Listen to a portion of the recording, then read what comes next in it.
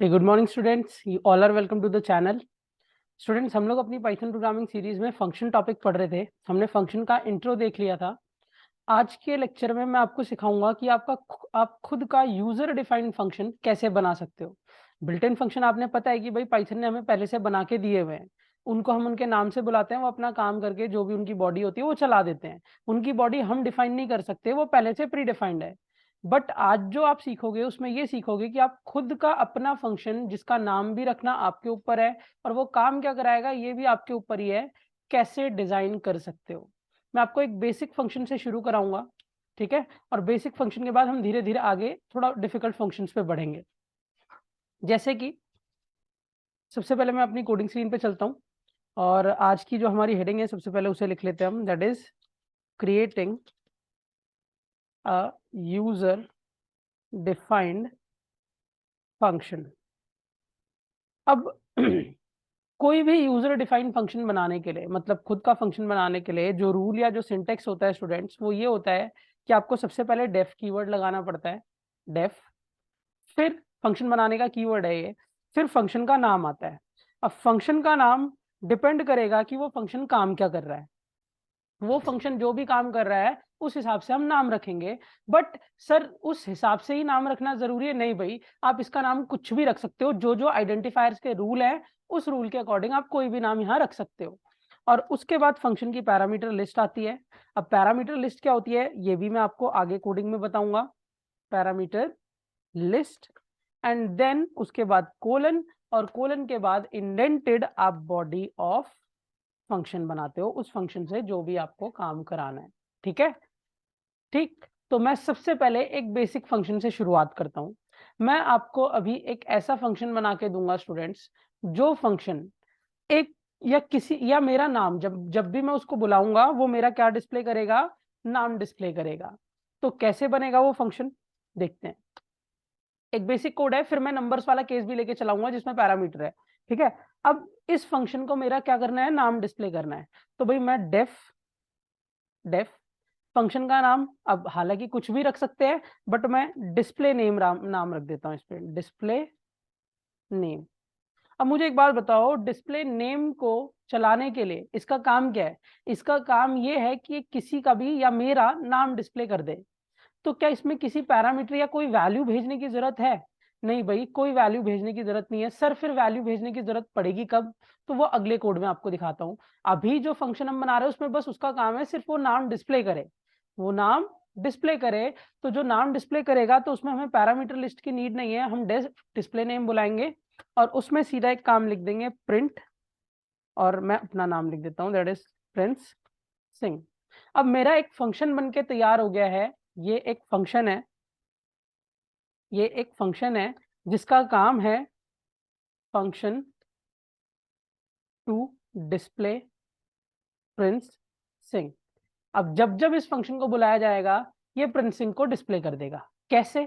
Sir अब हम main program में आते हैं। मेन प्रोग्राम में आने के बाद, इधर मेन प्रोग्राम लिखूंगा अब मैं। मेन प्रोग्राम में आने के बाद सबसे पहले मैं लिखता हूं, ध्यान से देखना, प्रिंट, प्रिंट में लिखता हूं हेलो वर्ल्ड। ऐसे लिखा मैंने। तो आपको पता है हेलो वर्ल्ड लिखने से क्या हो जाएगा? हेलो वर्ल्ड स्क्रीन पे लिखा हुआ आ जाएगा। ठीक है।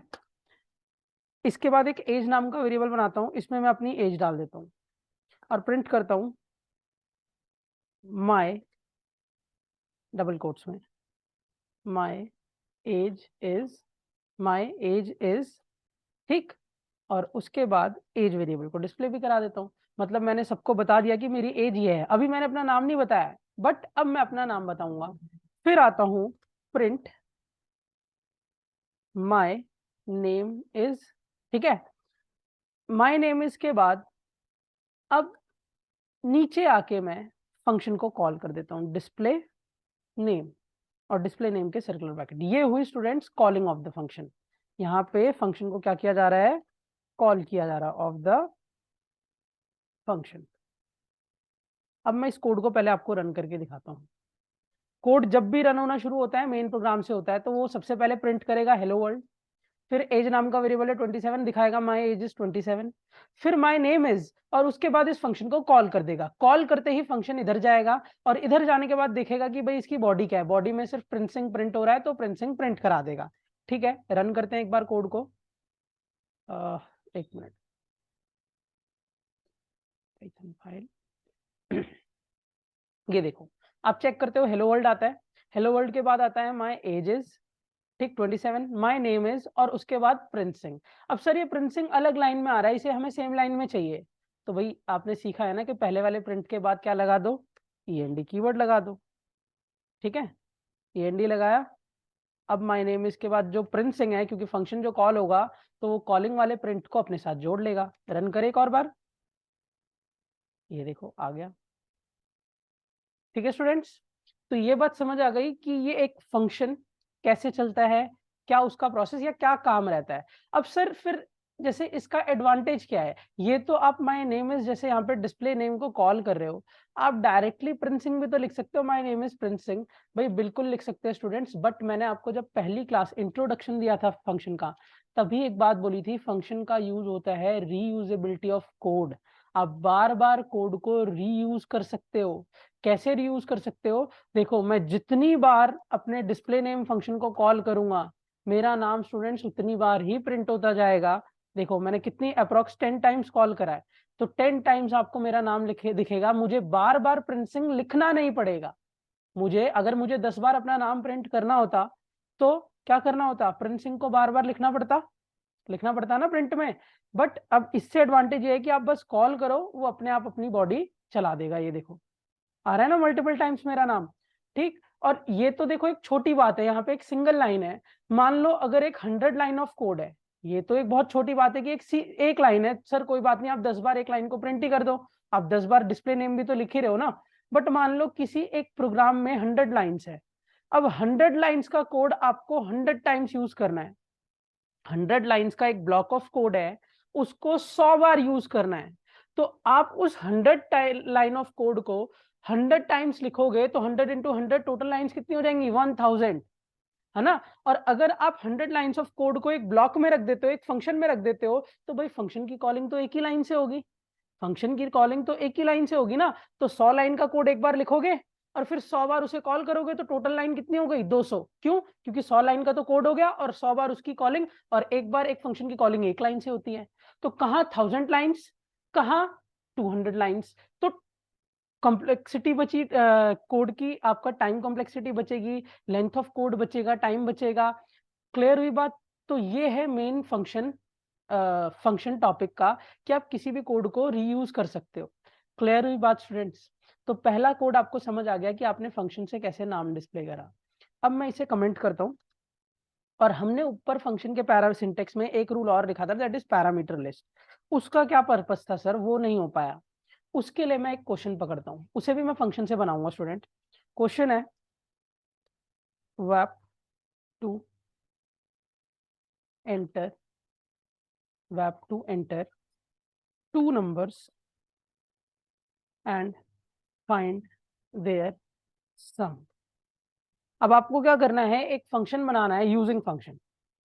आपको एक फंक्शन बनाना है जो दो नंबर्स को एंटर करा के उनका क्या करेगा स्टूडेंट, सम करेगा। अब पैरामीटर लिस्ट की जरूरत पड़ेगी यहाँ पे देखो डेफ फंक्शन का काम क्या है भाई, एडिशन करना। तो मैं इस फंक्शन का नाम ही एडिशन रख देता हूँ, दो नंबर्स का एडिशन करेगा ये। अब मुझे एक बात बताओ, जब ये फंक्शन दो नंबर्स का एडिशन करेगा तो हमें इस फंक्शन को दो नंबर भेजने पड़ेंगे ना, क्योंकि अपनी मर्जी से तो ये नंबर सेलेक्ट नहीं कर लेगा। जैसे भाई यहाँ पे तो मैंने प्रिंसिंग अपनी मर्जी से लिख दिया था कि भाई यही नाम डिस्प्ले करो, तो वो बार बार यही नाम डिस्प्ले कर रहा है। बट आप चाहते हो कि वो अलग अलग नंबर्स का बार बार सम करे, मतलब पहले दो नंबर आपने 5 7 डाले उनका सम कर दे, अगले दो नंबर आपने 2 4 डाले उनका सम कर दे। समझ रहे हो स्टूडेंट्स। तो आप फिक्स नंबर नहीं रख सकते ना उस टाइम पे, तो उस टाइम पे आपको पैरामीटर लिस्ट भेजनी पड़ेगी।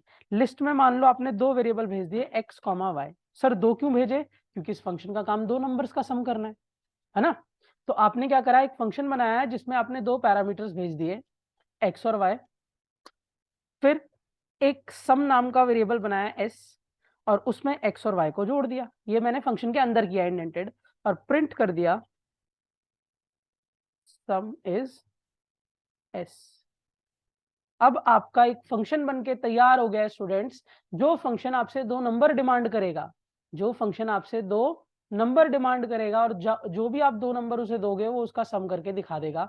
मैं आपको दिखाता हूं कोड रन करके, ठीक है। कैसे? मान लो एक वेरिएबल बनाया मैंने a, उसकी वैल्यू दी 60, एक वेरिएबल बनाया b, उसकी वैल्यू दी 20, और सम एडिशन फंक्शन को कॉल किया। एडिशन फंक्शन के ब्रैकेट में मैंने a कॉमा b को भेज दिया। तो आपको दिख रहा है कि a की वैल्यू क्या है 60 और b की वैल्यू क्या है 20। तो a किसके पास जाएगा? x के पास। और b किसके पास जाएगा स्टूडेंट्स? y के पास। a x के पास, पहला पैरामीटर पहले के पास जाता है और दूसरा दूसरे के पास, और दोनों का सम होगा x plus y that is 60 plus 20, और फिर सम प्रिंट हो जाएगा। रन करके देखे, कोड रन किया, ये देखो भाई द सम इज 80 आया ना। अब सर अगर मुझे डायनेमिक एंट्री करानी है, करा लो भाई, कौन मना कर रहा है। m is equals to int input enter first number, ठीक है, एक नंबर एंटर हो गया। एक वेरिएबल बना लेता हूं n is equals to int input enter second number, ठीक है, ये भी हो गया। अब बस एडिशन को कॉल करो और उसमें m कॉमा n को भेज दो, मतलब पहला m x में जाएगा और n y में जाएगा। रन करते हैं तो सबसे पहले सम इज 80 देगा, क्योंकि हमने a और b की भी कॉलिंग करी है। देखो जितनी बार फंक्शन कॉल होता है उतनी बार वो चलता है। तो a और b में 80 आया सम इज। फिर उसने मुझे पूछा एंटर द फर्स्ट नंबर, मैं एक m के लिए डाल देता हूँ 10 और n के लिए डाल देता हूँ 70। अब 10 प्लस 70 भी क्या होता है स्टूडेंट्स? 80। देखो इसके बाद भी सम आया 80। क्लियर हुई बात? ठीक। अब एक और चीज दिखा देता हूँ, दोबारा से एडिशन को कॉल करता हूं मैं। अब ये तीसरा सम देगा मुझे, उसमें मैं m कॉमा a भेज देता हूं। अब आपको दिख रहा है कि m क्या है जो हम इनपुट करेंगे, a क्या है 60। तो रन करते हैं एक बार कोड को। सबसे पहले तो उसने a और b का सम दिया, a और b पहले ही कॉलिंग है। फिर उसने मुझसे पहला नंबर पूछा और वही m की वैल्यू है, तो m की वैल्यू मैं 10 डालता हूँ, y की वैल्यू मैं 90 डालता हूँ, सॉरी n की। तो m और n वाला जो एडिशन है, ये वाला जो एडिशन है वो 100 देगा। और फिर ये वाला जो एडिशन है उस टाइम पे m की वैल्यू 10 है और a की वैल्यू 60 है, तो वो भी 70 देगा। रन करते हैं। ओ सॉरी, ये देखो, ये जो सम आया है ये सेकंड वाली कॉलिंग है सम की, ये वाली स्टूडेंट्स। और ये जो सम आया है नीचे सम इज 70, वो थर्ड वाली कॉलिंग है। तो होप सभी को समझ आ गया कि एक फंक्शन का क्या यूसेज है और कैसे उसका कोड बनता है। ठीक है स्टूडेंट्स। अब देखो सर, आपने आज जो फंक्शन के कोड एक्सप्लेन करे वो बहुत छोटे थे, एडिशन डिस्प्ले, कोई बहुत बड़ी बात नहीं है। बट अगर मान लो कोई कोड बड़ा होता, जैसे प्राइम नंबर का कोड होता, और जैसे नेचुरल नंबर्स में से कोड होता, जैसे फैक्टोरियल का कोड होता, स्ट्रिंग का कोड होता, डिक्शनरी का कोड होता, तो सर वहां तो जज करना हमारे लिए मुश्किल हो जाता कि भाई एक्स वाई कितने पैरामीटर ले, बॉडी में क्या ले, क्योंकि भाई ऑब्वियस है कि वो कोड टिपिकल है। तो उसको फंक्शन में कन्वर्ट करना भी शायद थोड़ा टिपिकल होगा। ये तो बहुत ईजी था। क्या करा हमने? एडिशन करा, उसमें दो नंबर्स का ही एडिशन करना है तो दो वैल्यू भेज दी, उनमें एस में एक्स और वाई को ऐड करा दिया, प्रिंट करा दिया। अब आप कॉलिंग में दो नंबर जो भी भेजोगे उनका सम कर देगा। ठीक है, ये तो हमें समझ आ गई बात। बट मुश्किल क्वेश्चन के लिए क्या होगा? तो स्टूडेंट्स, मेरे नेक्स्ट लेक्चर में मैं आपको एक ट्रिक बताऊंगा। वो ट्रिक वीडियो होगी, उस वीडियो में बस वो ट्रिक ही होगा। और एक बार वो ट्रिक आप सीख जाओगे ना, और उसके बाद आपको कोई भी प्रोग्राम फंक्शन से बनाने में कभी दिक्कत नहीं होगी, कोई भी प्रोग्राम फंक्शन से बनाने की दिक्कत नहीं होगी। वो ट्रिक वीडियो है। और उसके बाद जब वो ट्रिक बता लूंगा, उसके बाद मैं आपको फंक्शन की कोडिंग एक्सरसाइज कराऊंगा, और उस कोडिंग एक्सरसाइज में बार बार मैं उस ट्रिक का ही यूज करूंगा और उस ट्रिक को बार बार एक्सप्लेन करूंगा। तो नेक्स्ट लेक्चर जरूर देखना सारे लोग जो मेरी पाइथन सीरीज को फॉलो कर रहे हैं, क्योंकि वो ट्रिक सीखने के बाद आप लोगों की फंक्शन की प्रॉब्लम तो एटलीस्ट हमेशा के लिए खत्म हो जाएगी कि किसी भी प्रोग्राम को फंक्शन में कन्वर्ट करे तो करे कैसे। Clear students? तो आज का लेक्चर सभी को क्लियर हुआ कि फंक्शन, यूजर डिफाइंड फंक्शन खुद का फंक्शन। ये देखो एडिशन जो है ये कोई प्री डिफाइंड नहीं है, ये डिस्प्ले नेम जो है वो प्री डिफाइंड नहीं है, मैंने बनाया है और इनका काम भी मैंने डिसाइड किया है। आप चाहो तो एडिशन फंक्शन बना के उसमें x माइनस वाई भी करा सकते हो, नाम रखो एडिशन और काम कराओ सब्ट्रैक्शन का, हो सकता है, क्योंकि आप कोडर, आप कुछ भी बनाओ, क्या फर्क पड़ रहा है। क्लियर हुई बात स्टूडेंट्स? तो होप सभी को आज की वीडियो अच्छी लगी होगी। आज के लिए इतना ही students, keep watching and keep learning. Thank you, have a nice day everyone.